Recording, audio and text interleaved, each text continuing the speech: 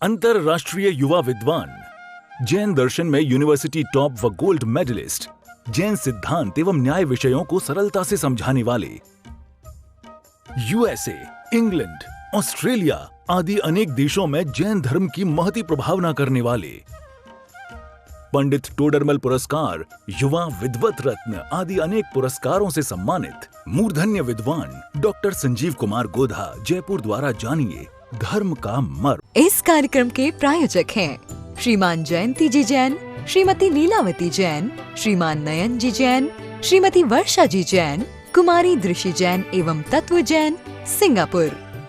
नमो हरिहंताणम, नमो सिद्धाणम, नमो आयर्याणम, नमो उवज्झायाणम, नमो लोये सव्यसाहुनम।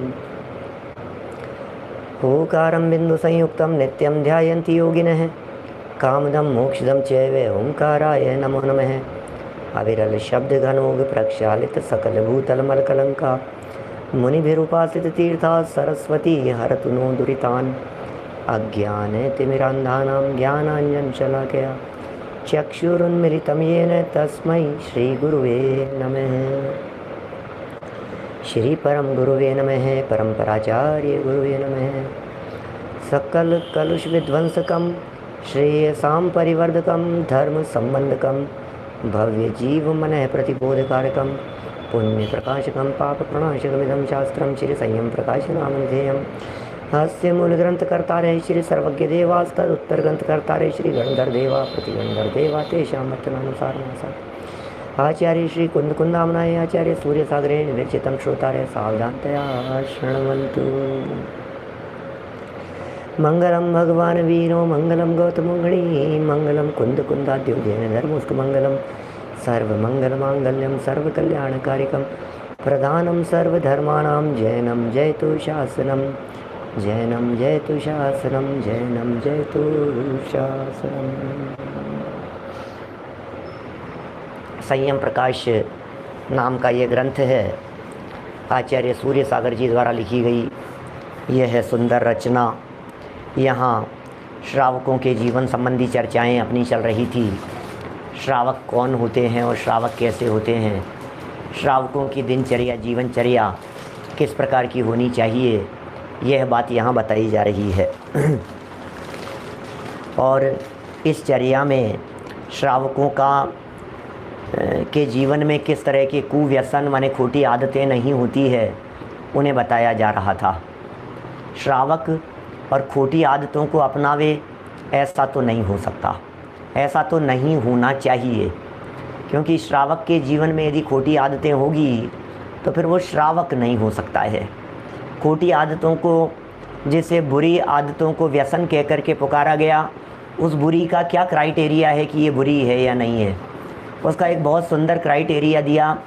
उन समस्त चीज़ों को, उन समस्त कार्यों को व्यसन मानना चाहिए जो हमें धर्म कार्यों से विचलित करते हों, जो हमें आराधना में व्यवधान उत्पन्न करते हों, जिनसे हमारी तत्व आराधना स्खलित होती हो, तत्व आराधना में चूक होती हो, तत्व आराधना शांति से न की जा सके, उन सब बातों को यहाँ हमें इसके अंतर्गत शामिल कर लेना चाहिए कि वो सब व्यसन है। इसमें बहुत सारी हमने लौकिक प्रवृत्तियों के बारे में कल देखा था, जिनमें यह सब बतलाया था कि जुआ करने वाले व्यक्ति के साथ में क्या क्या विडंबनाएँ होती है और किस किस तरह के अनर्थ नहीं हो जाते हैं। जुआ करने खेलने वाला व्यक्ति सब तरह से हानि को प्राप्त होता है, एक दो नहीं अनेक प्रकार के दोष उसके जीवन में लगते हैं। और जुआ शब्द की भी बहुत ही विस्तृत व्याख्या यहाँ हमारे सामने हुई है। जुआ माने क्या? जुआ माने अकेला वही नहीं जो पासे फेंक करके जुआ होता है। यहाँ जुआ शब्द का जो प्रयोग किया गया है, ये अकेले पासे फेंकने वाले जुआ के अर्थ में नहीं है, अपितु धन संबंधी हानि लाभ नुकसान जिसमें होता हो, वो सब व्यापार नहीं। व्यापार अलग चीज़ है, लेकिन व्यापार को यदि छोड़ दिया जावे, व्यापार यदि ना किया जावे, व्यापार से यदि दूर रहा जावे, उसको अलग कर दो, तो जो पैसे का क्षण मात्र में ऊपर चढ़ा दिया और क्षण मात्र में डाउन कर दिया, ऐसे जहाँ दाव लगाए जाते हों उसका नाम जुआ है। जहाँ नुकसान होने की भी संभावना हो और अचानक रातों रात ही बहुत संपन्न होने की संभावना हो, ये सब बातें जुआ की श्रेणी में चली जाती है। चाहे वे सट्टा हो, चाहे जुआ हो, चाहे और भी किसी प्रकार की क्रियाएं हो जो यहाँ कही गई थी। सोने चांदी, गेहूँ, रुई, लॉटरी, है ना, ये चूड़ी फेंकना, ताश आदि के माध्यम से खेलना, ये तो सब गैर कानूनी भी कहा गया है। हमारे यहाँ ताश पत्ती यदि किसी को खेलते हुए रुपयों के साथ में यदि पकड़ लिया जाए तो पुलिस पकड़ करके ले जाती है। तो बहुत सावधानी रखने वाली बातें हैं। चलिए आगे बढ़ते हैं अपन 211 नंबर पेज पर। अभी ये कह रहे हैं, किसी एक भिक्षुक का दृष्टांत देकर के बात कर रहे हैं। जुआ 7 व्यसनों में प्रधान है। जुआ खेलना सब में प्रधान है। इसको किसी कवि ने निम्न निर्दिष्ट भिक्षुक दृष्टांत से बड़े रोचक भाव से समझाया है। एक छोटा सा रूपक बना दिया है, एक छोटी सी स्टोरी, कहानी जैसी बना दी है एक भिक्षुक का दृष्टांत देकर के। भिक्षो किसी कवि का है लिखा हुआ, कहाँ का है ये बात तो इन्होंने नहीं दी है, लेकिन इस तरह के प्रयोग प्राकृत भाषा में है। कहाँ मिलते होंगे ये प्राकृत संस्कृत। भिक्षो कंथा श्लथा ते नहीं सफर वधे, जाल मशनासी मत्स्यान तेमी मद्योपदंशा, पिवास मधुसमम वैश्या यासी वैश्याम, दत्वाघ्रि मूर्धन्यरीणाम तव किमु रिपवो भित्ति भेत्तास्मि येषाम 84 द्यूत हेतोस्त्वयि सकलमिदं नास्ति नष्टे विचार है। ये आपसी चर्चा इन्होंने यहाँ बतलाई है कि हे भिक्षुक के कंधे पर, एक भिक्षुक के कंधे पर जाल को कंधा समझकर कोई भक्त पूछता है, हे भिक्षु आपकी कंथा माने गुदड़ी, कंथा माने गुदड़ी, कंधे पर जाल को कंथा समझ गए आप?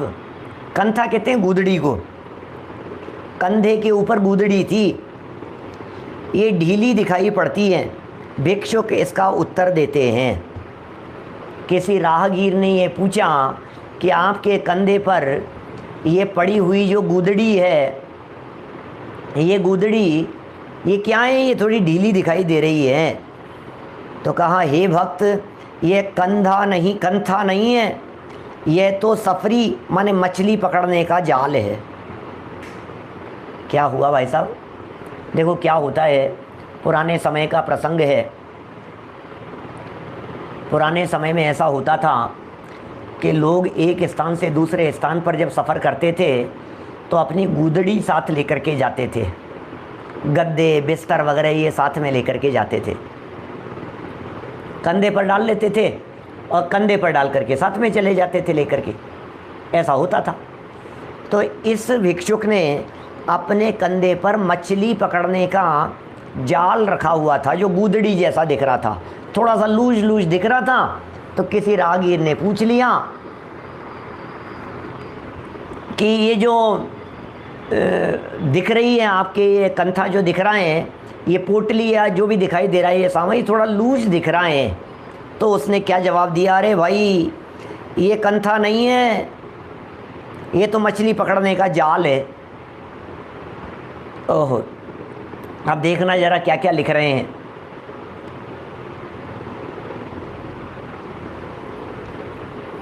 भक्त फिर प्रश्न करता है कि क्या आप मछली खाते हैं? भक्त ने प्रश्न किया, क्या आप मछली खाते हैं? भिक्षु से पूछा। तो वह उत्तर देता है, हाँ, मदिरा की घूंट के साथ साथ। क्या करूं? शराब की घूंट के साथ साथ में मछली खा लेता हूँ। इसका मतलब हुआ मांस तो खाता ही था, शराब भी पीता है। फिर भक्त फिर पूछता है, तो क्या आप मद्य भी पीते हैं? आप शराब भी पीते हैं? 210 पेज का कुछ छूट गया है क्या? नहीं छूटा है। हाँ?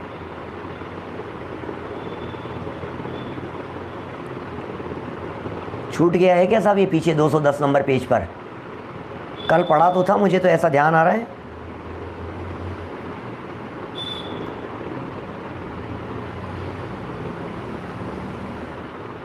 नहीं पढ़ा था क्या? शायद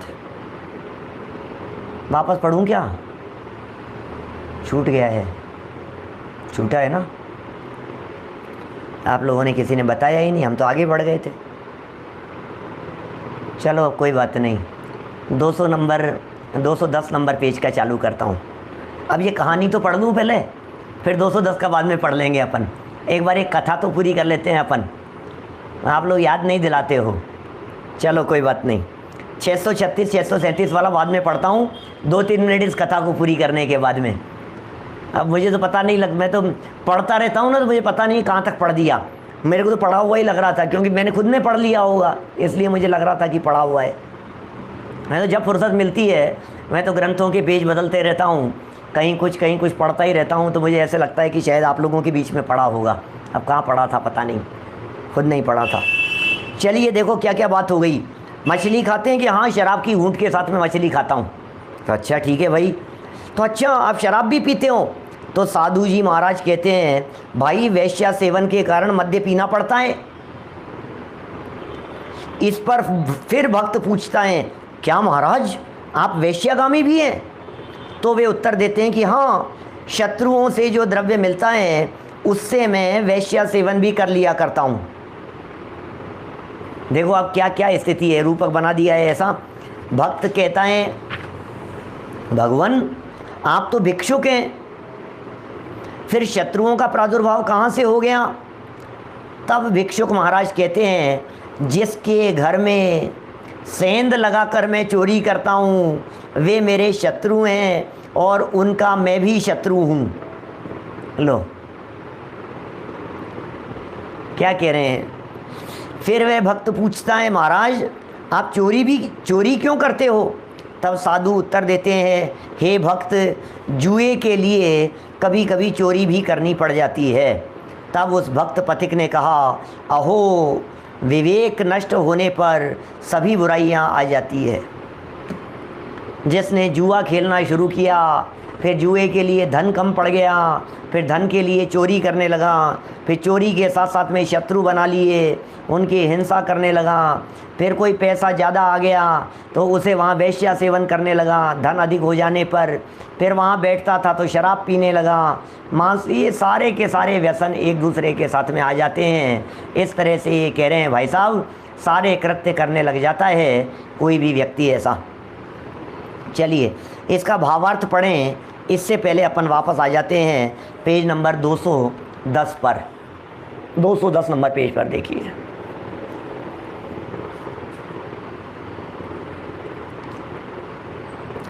द्यूतनाशित समस्त भूति को, अब ये तो सही पढ़ रहा हूँ ना, श्लोक से ही पढ़ना है ना। 200 नंबर पेज पर, 210 नंबर पर।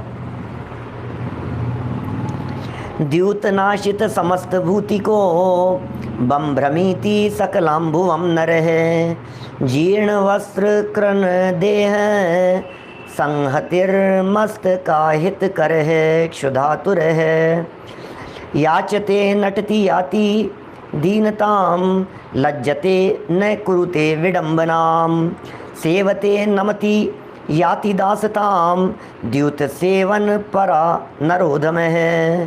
सुभाषित रत्न संदोह की ये पंक्तियां हैं, देखिए। जुए में धन को नष्ट करने वाला पुरुष, जिसका धन जुए में नष्ट हो गया है, उसकी दुर्दशा का चित्रण कर रहे हैं। क्या होता है उसके साथ में, देखिए। फटे पुराने वस्त्रों को धारण किए हुए, शक्ल देखना जरा, जो व्यक्ति जुए में हार गया है उसका ऐसा चरित्र चित्रण किया है, ऐसा पिक्चराइजेशन किया है कि जिसे देख करके आपके दिलो दिमाग में उसकी फ़ोटो खिंच जाए। ये जो स्केच आर्टिस्ट होते हैं ना, स्केच बनाने वाले, सुन सुन करके स्केच बनाने वाले, वो ऐसे ऐसे चित्र, ऐसी चर्चा को सुनकर वो फटाफट चित्र बना देते हैं। आप लोगों में भी हमारे कई ऐसे साथी होंगे जो पेंटर होंगे, जो चित्रकार होंगे। वे क्या करते हैं, जुए में धन को नष्ट करने वाले पुरुष का क्या हाल है, फटे पुराने वस्त्रों को धारण किए हुए हैं, माथे पे हाथ रखकर बुभुक्षित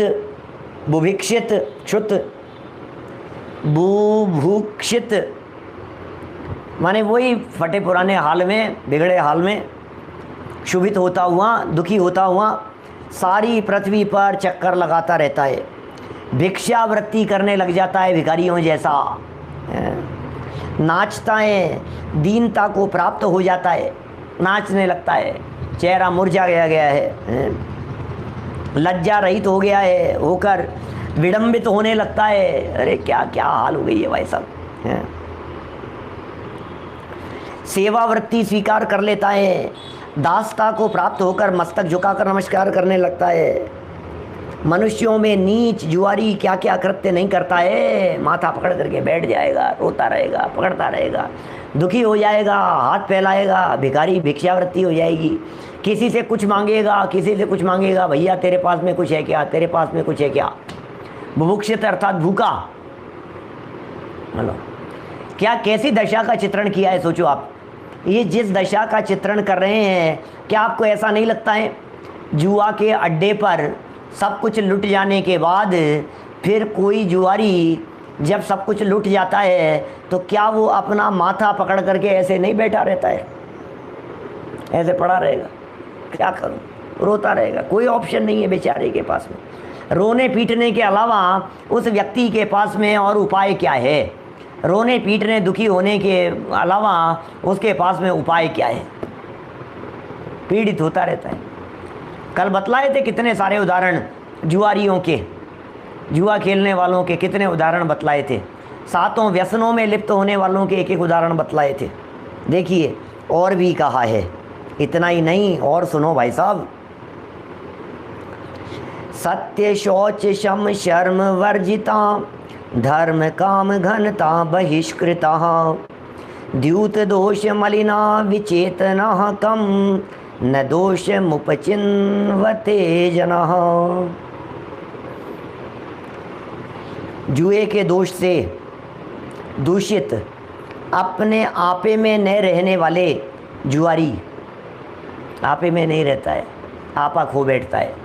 अरे भाई साहब, आपा खो बैठता है, कितनी हत्याएं हो जाती है, आत्महत्याएं कर लेते हैं, डूब मरते हैं, ट्रेन की पटरी के सामने जाकर के कूद जाते हैं।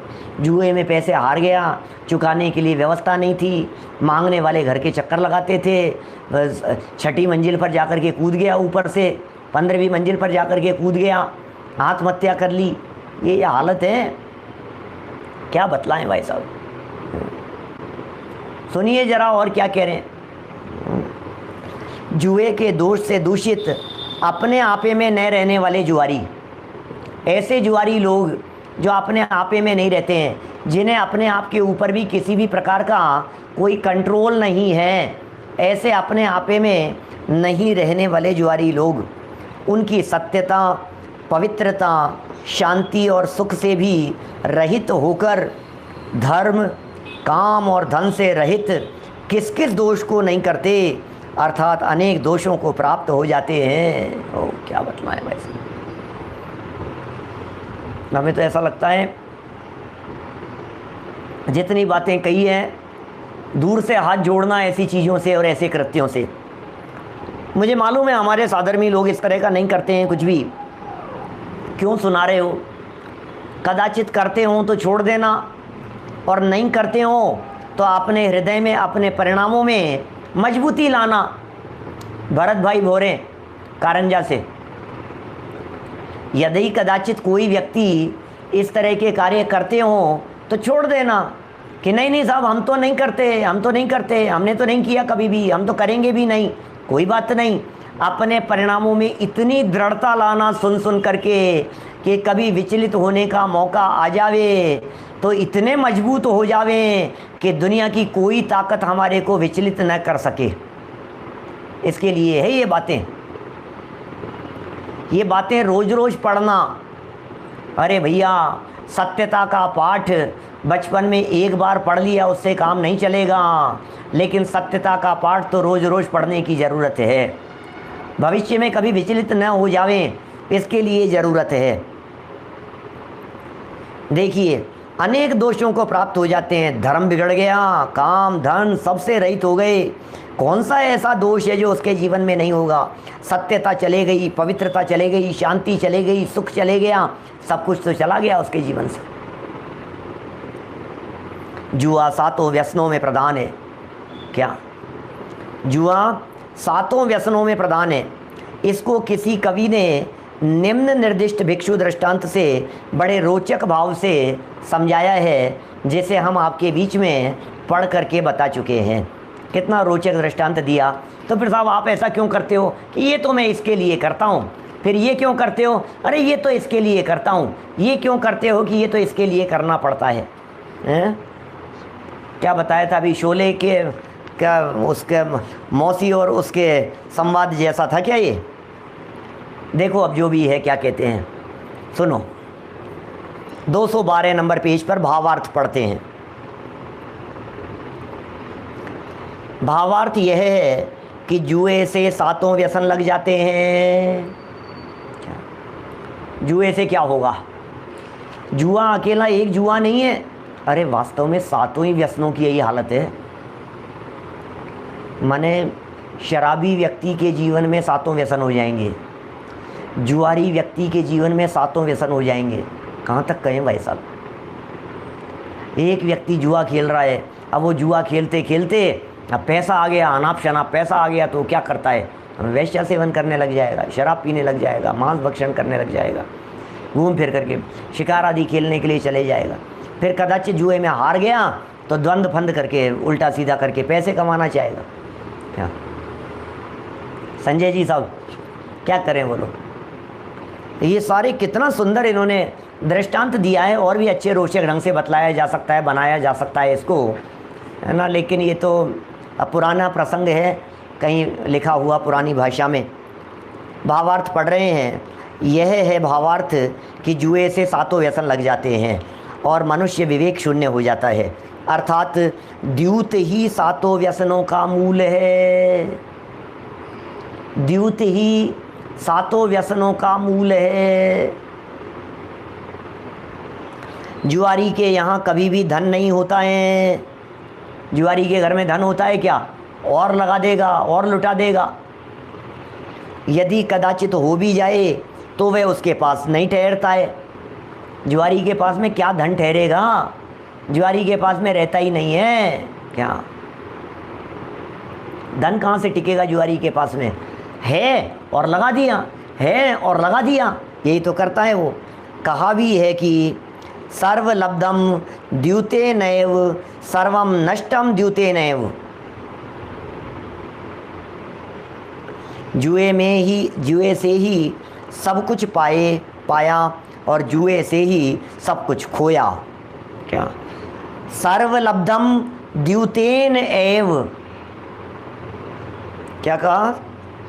सर्वलब्धम द्यूतेन, द्यूत के द्वारा, सर्वलब्धम और सर्वम नष्टम, सब कुछ नष्ट हो गया, द्यूतेन एव, द्यूत के द्वारा ही, जुआ के द्वारा ही करोड़पति बन गया और जुए के द्वारा ही सब कुछ गंवा दिया। इस कार्यक्रम के प्रायोजक हैं श्रीमान जयंती जी जैन, श्रीमती लीलावती जैन, श्रीमान नयन जी जैन, श्रीमती वर्षा जी जैन, कुमारी दृषि जैन एवं तत्व जैन, सिंगापुर।